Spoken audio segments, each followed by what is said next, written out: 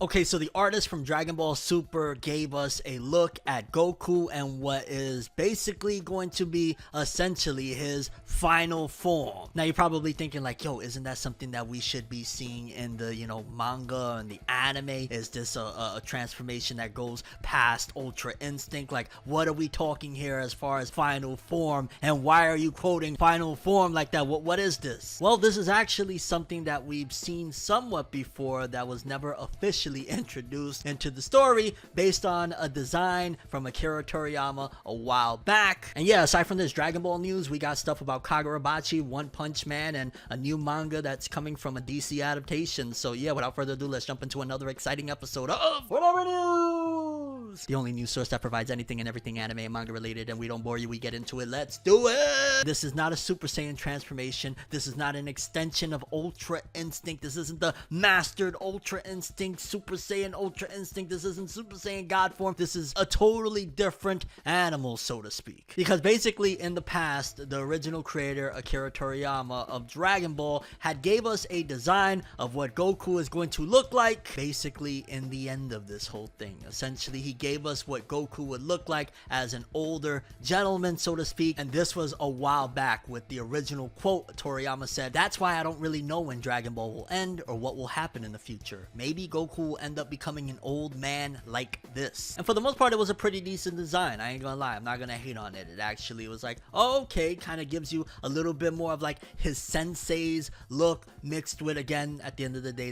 that's Goku, that's he himself, you know what I'm saying? So he's still gonna have his own particular traits and whatnot, but it was an actual interesting thing to see. And then before we continue, make sure to subscribe and hit that bell to get all notifications on my videos. You want to be informed on the world of anime and manga and what's going on, hit them buttons, yo, do your thing. The artist of Dragon Ball Super, Toyotaro, actually chimed in and gave an updated version of this whole scenario. Essentially was kind of the catalyst to bringing forth what Goku would look like in his final form, so to speak. Yes, final form, basically being like, hey, you survived all of the nightmarish hell of battling and fight. Although when it comes to Dragon Ball, Goku has fun with this stuff, which is kind of crazy to think, like in any other series, when impending threats, like whether it be Frieza Cell and the androids, or all of the stuff that happened in Dragon Ball Super with Goku Black and Zamasu and all this stuff, like it would be a nightmare fuel for most other characters. But of course, when it comes to Dragon Ball with the Saiyans, in particular Goku, Vegeta, and more so Goku, it's just, maybe you would call it a riot, or just in general fun. And the successor provided us with, again, an updated version of this drawing, which is far more detailed. But I want to be very clear, I do not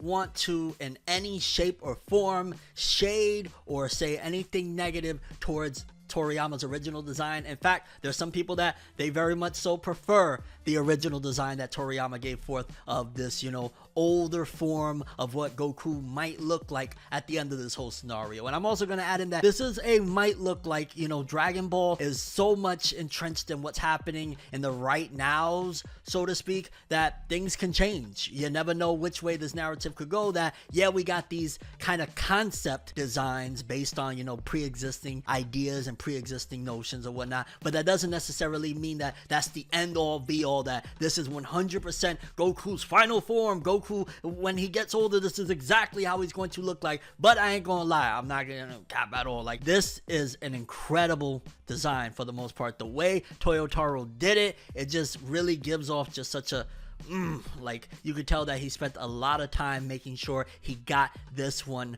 right. And again, some people, they may prefer the other design. I've seen some people say like the other one had actual heart and dignity. This one is just like, it looks too... Honestly, they're both incredible for what they were trying to do. Of course, in those days, Toriyama was going with that particular art style, and it's just two different art styles in general. And I'm not going to say which one I prefer, because again, they're both different, but they're based on the same idea and the same concept of what Goku looks like when he gets older and essentially his final form. I've seen some people also saying like, yo, that gotta be the whole concept and idea of mastered Ultra Instinct. Maybe he's actually able to live life in Ultra Instinct form, similar to, remember, I want to say it was preparation for the Cell Saga, where you kind of seen Goku and Gohan every day with that same like look, the Super Saiyan look, that they were able to live lives as Super Saiyan, opposed to when they utilized that transformation, it was very draining. training, some people are saying maybe Goku gets to a point where that's actually him living life as Ultra Instinct. And if that's the case,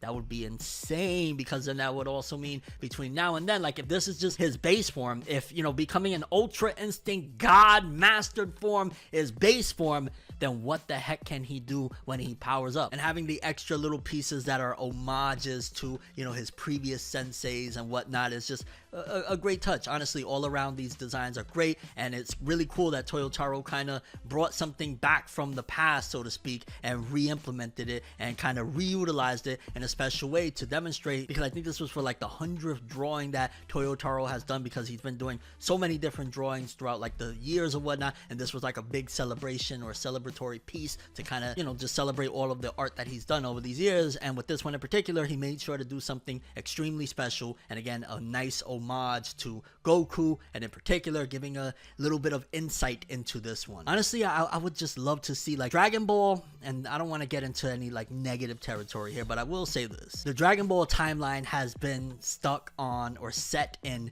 this same time period for so long, of like, in particular with Super, for example, we've been in between the end of Z, or the end of Buu, and the end of Z, right? Like we haven't gotten past that at this particular point. Obviously there's GT, but as far as what's been told so far, we've been constantly stuck in the restraints of that realm, and stuff like this gives me, even if it's just a little shred of hope, that eventually Dragon Ball can go beyond that. Like there's a possibility that when Super returns, maybe Toyotaro does a massive time skip post Z, and you know, we go that direction, and I really hope so. Like I know, again, Super is very successful and everything we've seen thus far has been just enormous and great or whatnot, but stuff like this gives me like, hey, there's so many other stories that can be told, so many other time periods that we can tell these stories at, opposed to just sticking within the same realm. Like, when do we get past Z? Excluding GT, we know GT happens or doesn't happen depending on how you look at it, because some people say, no, GT, it can't be canon, it's not canon, there's so many retcons because of Super. Then there's some people that say like, yo, GT, I will say this, GT's ending is one of the most saddest endings, and whether you say it was a great ending or a bad ending, it was definitely one of the most emotional ones. Regardless of what, seeing stuff like this, please, the powers that be, let us finally get past Z, so to speak. You know what I'm saying? Wake everyone up and let's go and see what happens after that. And yeah, let me know what you guys think. How do you feel about what Goku's going to look like in the end of all this in his ultimate form? Okay, so you're probably thinking like, yo, bro, why are you smiling so much? What's going on here? What's this about, right? Well, if you click from the timestamps thing that are provided in the description, then you know what I'm about to talk about. But if you don't, then the big K Kagurabachi has some incredible news. And in case you don't know, I ain't gonna lie, while yeah, it's one of the series that is very much so highly promoted, gotta just be honest here with you, you know what I'm saying? It's like, I've kind of like fallen in love with the K, you know what I'm saying? It's like, it's so good, it's so good. And this news right here is just like, oh, because as of recent, they've been promoting very heavily that Kagurabachi has an anime incoming. There's a Kagurabachi anime in the works, and we got a teaser trailer which showcased that they're not playing around. This thing looks incredible, it looks amazing, it looks beautiful, all of the above based on the teaser alone. They've also slowly but surely been unveiling some of the characters. Of course, you got the main character, then you got some other characters that they've been introducing. They showed the father character, they got, I believe, is it Mr. Shiba, basically like a sensei type of character, one of the father's friends. So we got quite a few characters that they already introduced leading up to this thing. But you're probably like, okay, when are we getting this anime and where is it going to be? Because there were some rumors circulating of hey, this might go to Netflix. And personally, as soon as I heard that, I was like, no way. This is too much of a very, very big deal for them to just relegate it to Netflix. And I'm not trying to say that Netflix is a bad thing per se. In fact, scratch that whole thing of relegate, because getting on Netflix is still a major accomplishment. Many people would dream of getting on there. So by no means is that to kind of slander or put things down on Netflix. It's just that we know that usually when an anime of this caliber goes exclusively to one platform, it kind of holds it back from, you know, being able to become what it's supposed to be. And Kagurabachi right now, this series is supposed to be the next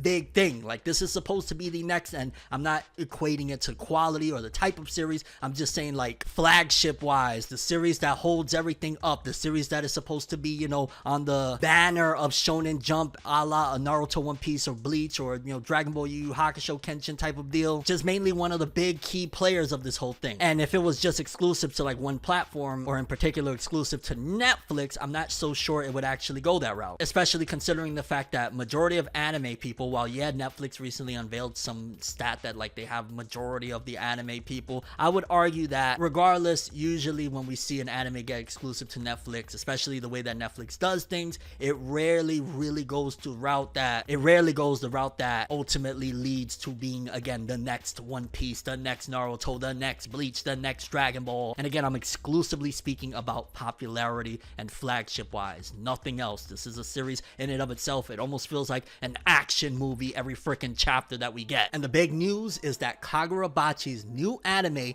officially streams on Crunchyroll in April 2027. Now, it doesn't say exclusively on Crunchyroll, so there's a possibility that it could go to multiple platforms. Maybe Crunchyroll will have it first, and then a day or two later, similar to like what they did with Dragon Ball Daima, I believe Crunchyroll had it, and then like a week or two later, the new episodes of Daima would premiere on Netflix. Although this is a different animal entirely, because again, this is something of a newer IP, so to speak. Although at the same time, it feels very nostalgic for some reason. It's just like, what is this creation? Oh! But yeah, Crunchyroll, April 2027. So basically, less than a year for its premiere.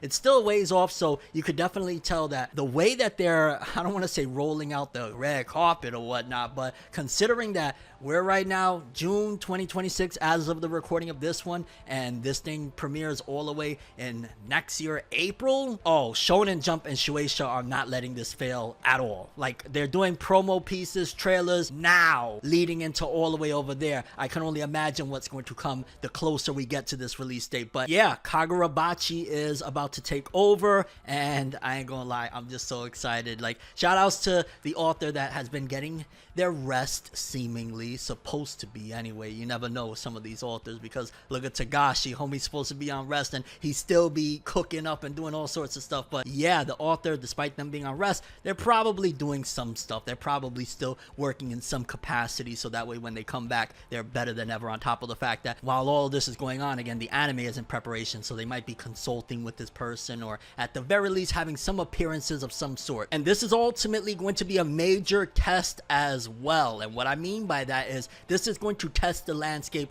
moving forward. Kagurabachi is not only the most anticipated, not only the most push that they're doing right now, like that they just heavily believe in it, but more so, depending on what Kagurabachi does, it's going to set the tone for the future of Weekly Shonen Jump. If Kagurabachi just is explosive in sales and popularity, then this next generation is going to just be out of this world in safe hands, because again, this is, you know, the new generation, the next generation. This is coming after the wave that we had of the My Heroes and Jujutsu Kaisens and, you know, the Chainsaw Mans and Demon Slayers. Like, this is the next generation, and yeah, this is about to set the tone, set the bar, see where it's at, and I'm ready for it, baby. I can't wait. Then next up, we got an update on a very controversial topic, series, and a news piece for that matter, because we got an update on One Punch Man for season 3 part 2. They did a new updated visual, and again, they, you know, reaffirmed that it's coming out in 2027, and it's just kind of showing the characters on one side and then showing Garo and some of the monster association on the other side. Regardless of what, you've seen the heroes and the villains, so to speak, on opposing sides, and I'm very curious, more so not necessarily about the quality of it, because regardless of what, whether it be last season, the season before that, for One Punch Man, those are one of those series that just enjoy it so much. I'm gonna be honest with you that honestly, for the most part, just want to see it win. Like, regardless of what people may think, gonna watch it, going to try my best to enjoy it without all of the surrounding commentary, so to speak, of different people's reactions and whatnot, because there is a little bit of murmurings of people questioning on whether they believe in this thing or not, or why are they still doing this, considering the fact that they're giving what seems to be a lot more pre-production time and production time in general to do this thing. I think they understand that last season wasn't exactly what fans had expected, so they're they're coming back and they're like, all right, dog, we get it. Y'all wanted something, you know, y'all really love this IP like immensely. Y'all really appreciate it. Y'all really believe in this thing. So we're going to make it happen in a better fashion. That's what it seems to be for the most part. So I'm not going to come up in here and be like, oh no, it's, you know, oh, when honestly, there's a big possibility that they could genuinely make a proper adaptation of this thing. And regardless of what, again, it's One Punch Man. There's certain titles that is just like, for example, again, and maybe outlier on this situation. And when I say outlier, I mean like somebody that isn't necessarily in consensus with the popular opinion, although a lot of that is just really like bots and people that just are so spoiled by today's animation. And I'm not taking shots at anybody, that's just a viewpoint. 2016 Berserk, for example, despite the fact that there's tons of CGI and some of the models are wonky or whatever, still could watch it, still could enjoy it for the most part for what it is. I say all that to say that One Punch Man season 3 update, here for it, gonna watch it at some given point regardless. And I think people just need to be a little bit more patient and a little bit more understanding with JC staff. You gotta probably at this point expect that no part of this, as long as it's continuing on under the, you know, studio of JC staff, you're not gonna get season 1 of One Punch Man. That was Madhouse. Madhouse put so many resources behind it because that's particularly how Madhouse does, especially for like a starting thing. Madhouse truly gives majority of their resources and majority of their times on a season 1. Now things may have changed and there are certain select series that actually are excluded from that thing, like for example Hunter x Hunter went on for ages and ages or whatnot, so not every series falls under that umbrella, but that's how Madhouse did things. They were, you know, putting everything behind a season 1, and that's why a lot of series after the fact weren't under Madhouse when it came time to season 2, because that was Madhouse's specialty. But let me know what you guys think about this. For One Punch Man fans or people that are just curious about this whole situation, will you be watching One Punch Man season 3? How do you feel about this thing? Do you believe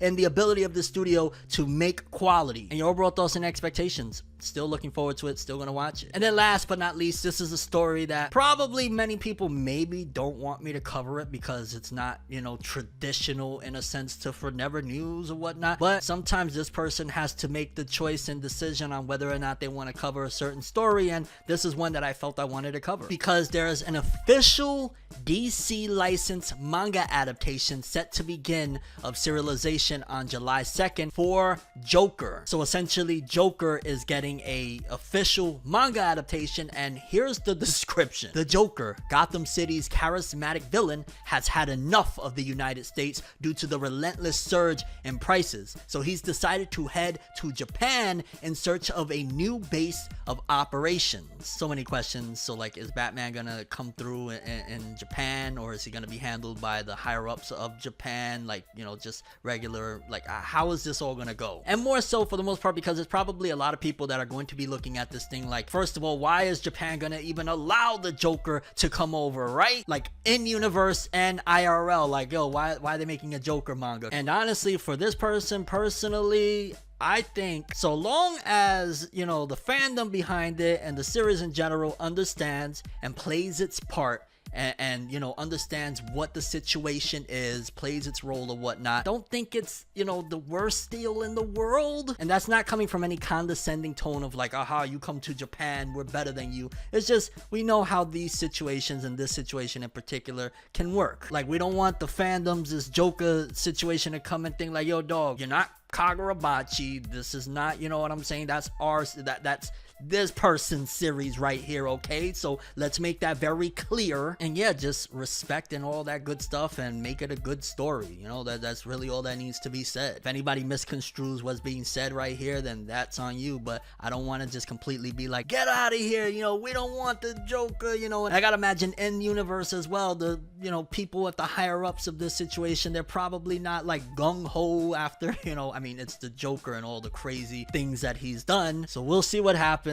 Joker manga series on its way to Japan, got priced out of America. Kind of crazy. Curious what you guys think about this whole thing. How do you feel about this episode of Forever News? Favorite story, most interesting story, and your overall thoughts and expectations. That's all I have for this one. I'm Tim. As always, people, have an awesome day. Peace in.